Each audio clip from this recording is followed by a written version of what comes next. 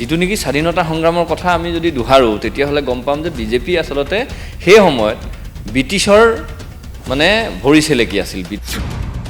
108ৰ এই মৃত্যুঞ্জয়ক মৃত্যুৰ মুখলৈ ঠেলি দিছে হিমন্ত বিশ্ব শৰ্মাই সকল মানে যুৱক যুৱতীয়ে মৃত্যুঞ্জয়ৰ লগত মানে মানুহক আচলতে সহায় কৰিছিল মৃত্যুঞ্জয়ৰ জৰিয়তে বিভিন্ন সময়ত আচলতে তেওঁলোকে নিজৰ জীৱন উৎসৰ্গা কৰিব লগা হৈছিল বা বিভিন্ন সময়ত তেওঁলোকে আচলতে সময় দি মানে কাম কৰিব লগা হৈছিল এতিয়া সেই মৃত্যুঞ্জয়ক মৃত্যুৰ মুখলৈ ঠেলি দিছে হিমন্ত বিশ্ব শৰ্মাই মানে এখন কাৰ চৰকাৰ চলি আছে বিজেপি চৰকাৰ যি বিজেপি আচলতে গণতান্ত্ৰিক প্ৰতিবাদৰ মূল্যটো বুজি নাপায় ভাষা বুজি নাপায় যিটো নেকি স্বাধীনতা সংগ্ৰামৰ কথা আমি যদি দুহাৰো তেতিয়াহ'লে গম পাম যে বিজেপি আচলতে সেই সময়ত ব্ৰিটিছৰ মানে ভৰি চেলেকি আছিল মানে জনসংঘ হওক বা বিভিন্ন ধৰণৰ যিখিনি উইংছ আছিলে আচলতে সেইখিনিয়ে বিজেপি মানে ব্ৰিটিছৰ পক্ষত আছিল এতিয়া সেইকাৰণে গণতান্ত্ৰিক প্ৰতিবাদৰ মূল্য বুজি নাপায় তেওঁলোকে সেই 108ৰ এই মৃত্যুঞ্জয়ক মৃত্যুৰ মুখলৈ ঠেলি দিছে হিমন্ত বিশ্ব শৰ্মাই আজিৰ তাৰিখত গছৰ পাত এখিলাও এজন মন্ত্ৰীয়ে কথা এষাৰ ক'ব নোৱাৰে মুখ্যমন্ত্ৰী হিমন্ত বিশ্ব শৰ্মাৰ পাৰ্মিশ্যন নোলোৱাকৈ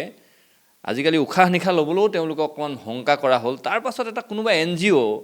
কোনোবা এটা কোম্পেনীক আচলতে তেওঁ কাবু কৰিব নোৱাৰিব তেওঁ নাজানিব এনেকুৱা ধৰণৰ কথাটো নাই সব কথা জানে সব নলেজত আছে ক'ৰবাত কমিশ্যনৰ অংকত আচলতে তেওঁ এই যে মানে যিসকল মানে যুৱক যুৱতীয়ে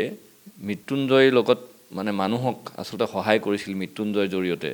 বিভিন্ন সময়ত আচলতে তেওঁলোকে নিজৰ জীৱন উৎসৰ্গা কৰিব লগা হৈছিল বা বিভিন্ন সময়ত তেওঁলোকে আচলতে সময় দি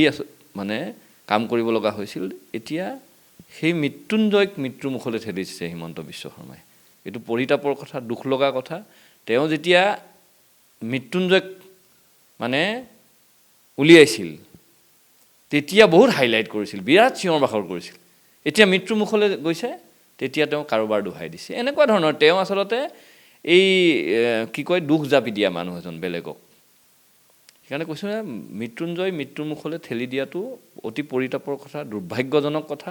আৰু এনেকৈ ধৰণে উঠি অহা প্ৰজন্মক বা নিবনুৱাসকলক আচলতে ইমান দিন কাম কৰাৰ পাছত চাকৰিৰ পৰা বৰখাস্ত কৰি দিব তেওঁ গণতান্ত্ৰিক প্ৰতিবাদৰ কোনো গুৰুত্ব নিদিব সেই কথাবাৰ মানে আমি জনা প্ৰয়োজন আছে সেইকাৰণে আমাৰ চৰকাৰ আহিব 26ত চৰকাৰ আহিলে এই ধৰণৰ কথা বতৰাবিলাক শুনিবৰ কাৰণে এই যে আন্দোলনকাৰীসকলক সচললৈ লৈ গ'ল নহয়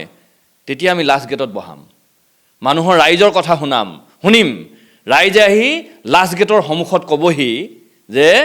আমাৰ এইটো সমস্যা আছে এই সমস্যাত আমি ভুক্তভোগী এই সমস্যাটো এনেকৈ কৰিলে সমাধান হ'ব সেইকাৰণে এই সচললৈ লৈ গৈ আচলতে একাষৰীয়া কৰি দিলে গোটেই কাৰবাৰটো এতিয়া নুশুনা হ'ল আমাৰ চৰকাৰ আহিলে ৰাইজৰ কথাবোৰ শুনিবৰ কাৰণে সেই আন্দোলনকাৰী জেগাডোখৰ আমি ক'লৈ আনিম লাষ্ট গেটলৈ আনি ৰাইজৰ কথাবোৰ শুনিম